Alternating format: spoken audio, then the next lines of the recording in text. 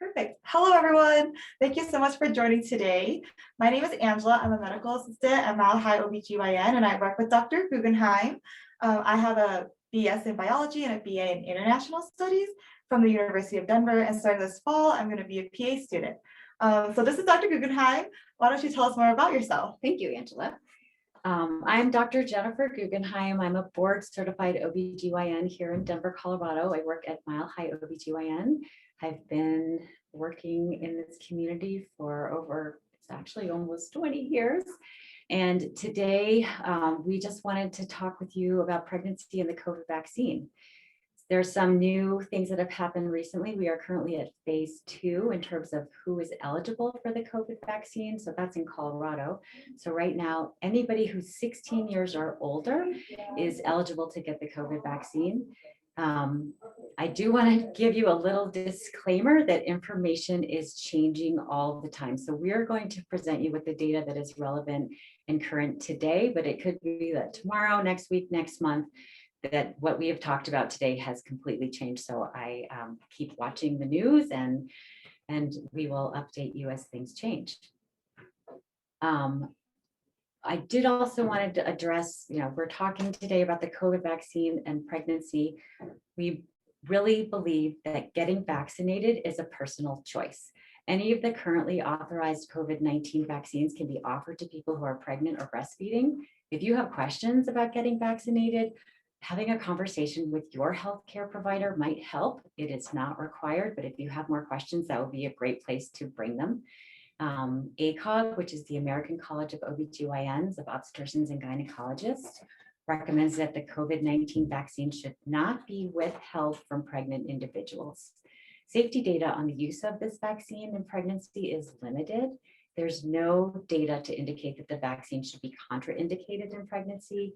There are no safety signals that the animal studies that were done with Pfizer, Moderna, or the Johnson & Johnson vaccine has any kind of bad effects on pregnancy. So in the interest of patient autonomy, ACOG recommends that pregnant individuals be free to make their own decision regarding the COVID-19 vaccine. Another organization that we follow, the SMFM, Society for Maternal Fetal Medicine, also strongly recommends that pregnant and lactating people have access to the COVID-19 vaccine.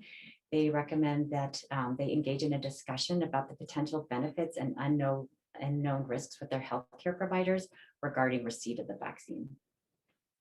And just adding on to that, COVID has really changed how our clinic has functioned.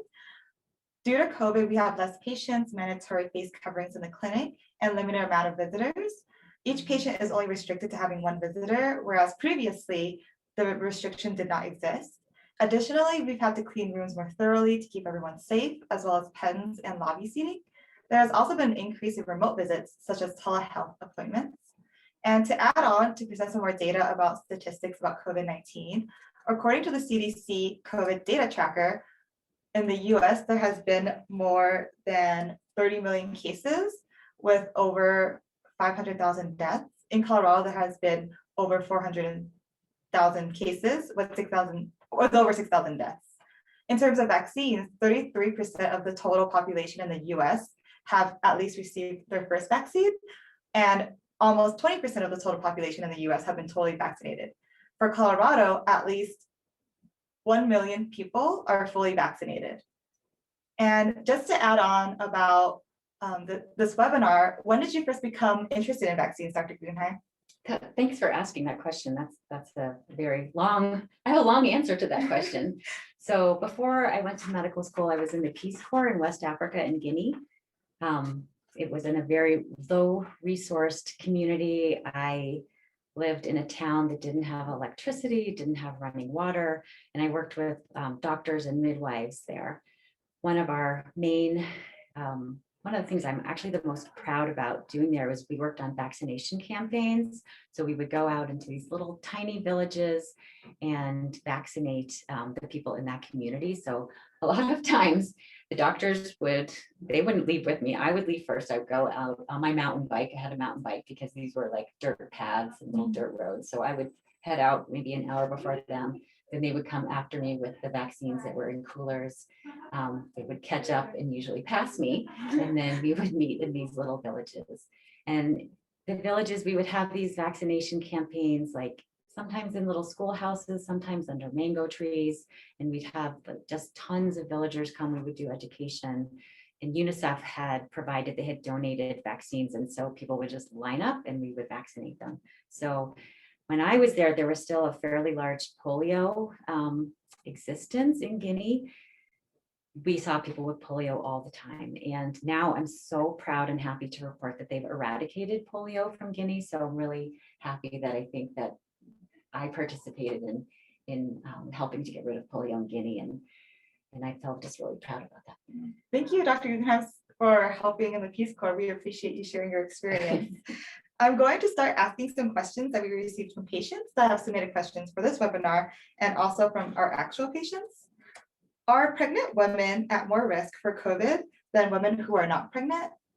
Thank you for that question. That's a great question. So unfortunately, the risk of severe disease or even death from COVID-19 is higher during pregnancy than it is for people who aren't pregnant.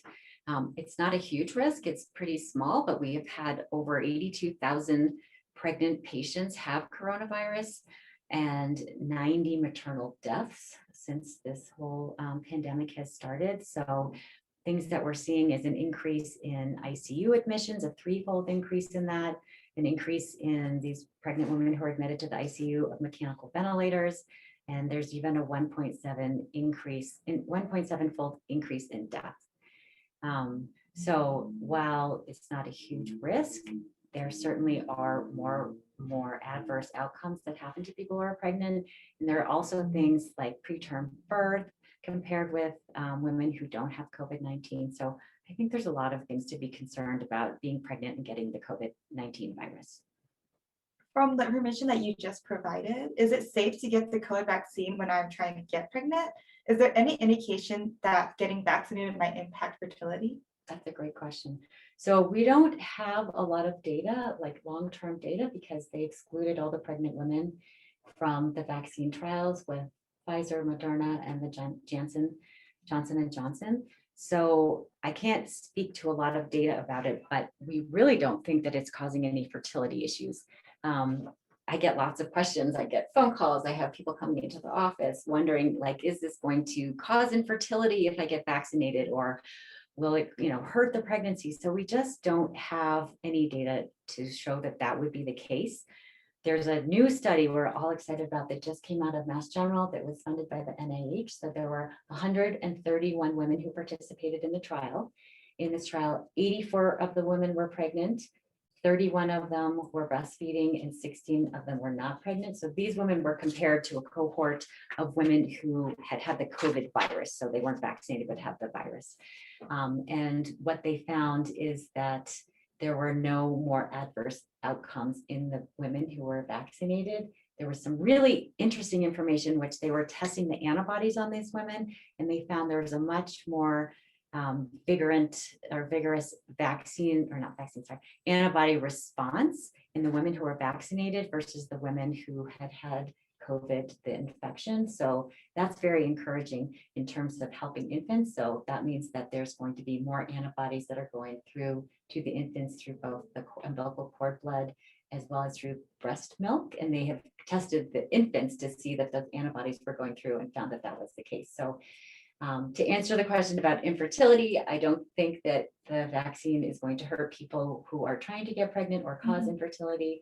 And in terms of breastfeeding, I think that there's a huge advantage to babies of moms in terms of having antibodies in their system that could fight off the COVID-19 virus in the case that they were exposed to it.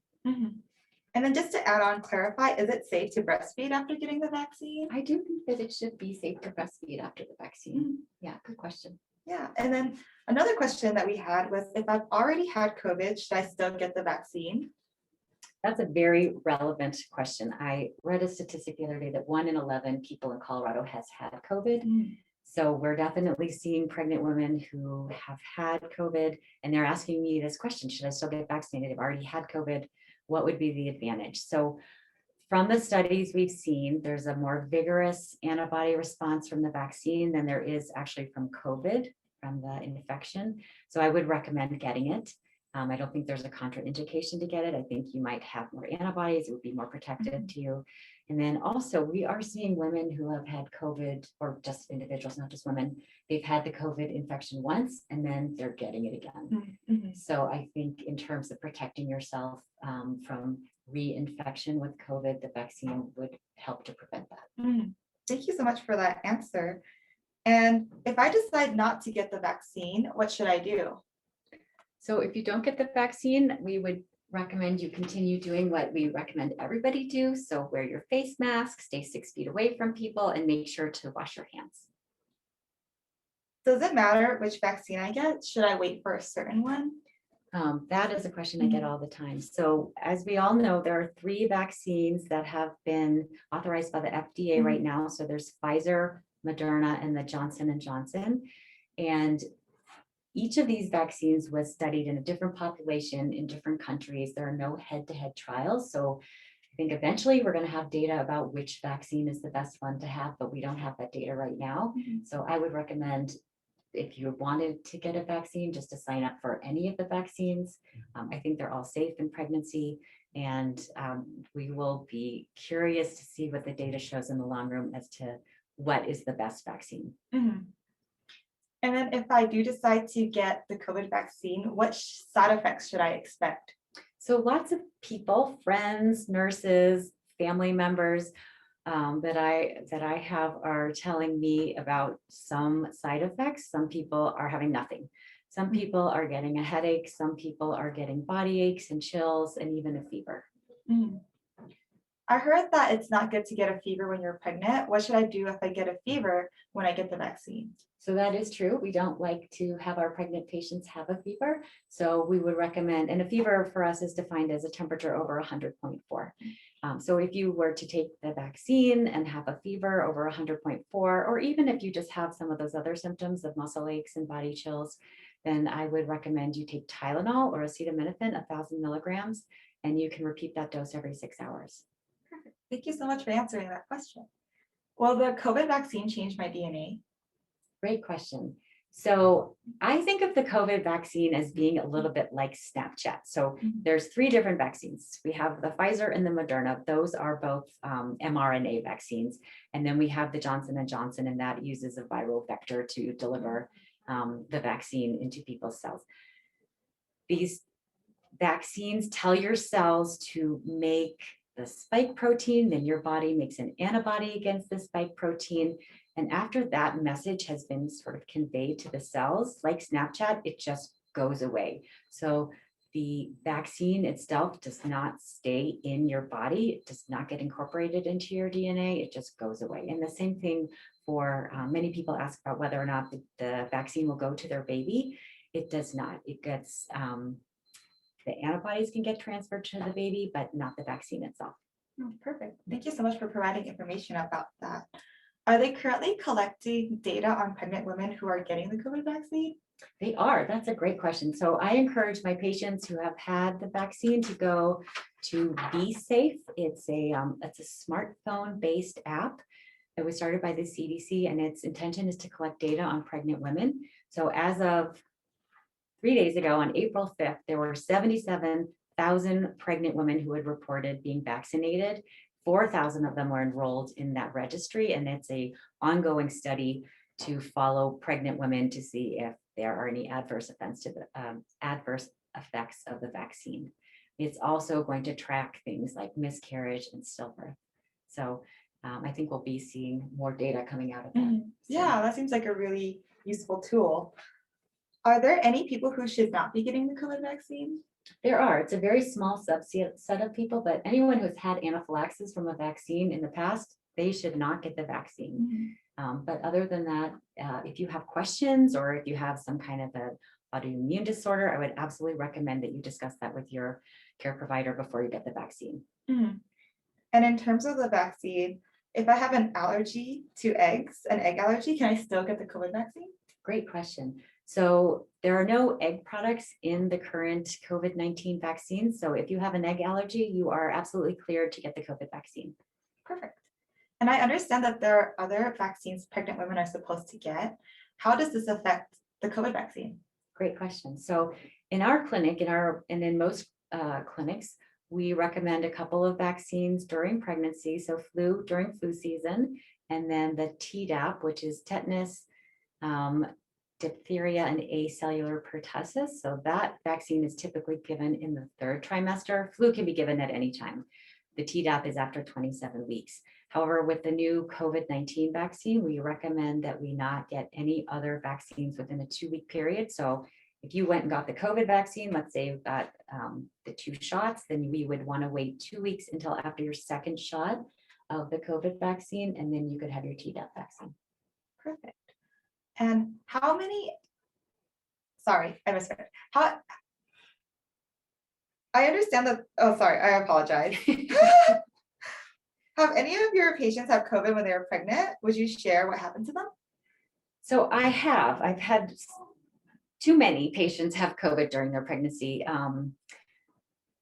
I have spoken with one who actually really wanted me to present and share what happened to her because it was an unfortunate event. Mm-hmm. So this patient, I think you remember her, I won't use her name, but she developed COVID when she was about 25 weeks pregnant. She was kind of sick, not super sick, not sick enough to need to go to the ICU, but sick enough to come into the hospital. And unfortunately for her, at 25 weeks, the COVID vaccine put her into labor. So she had a history of having 2 full-term deliveries. So we know that she has a good obstetric history. There was no other reason for us to think that she would have had to have an early baby, but because she got sick with COVID, it put her into labor at 25 weeks. And then ultimately we ended up delivering her baby at 25 weeks of gestation. And I think that's all the questions that we had. Did Okay. you have anything else to add? I would just recommend that if you have further questions about the COVID vaccine and pregnancy, that you bring those questions to your healthcare provider. Thank you so much for joining us today, and stay safe out there. Thank you. Thank you for joining.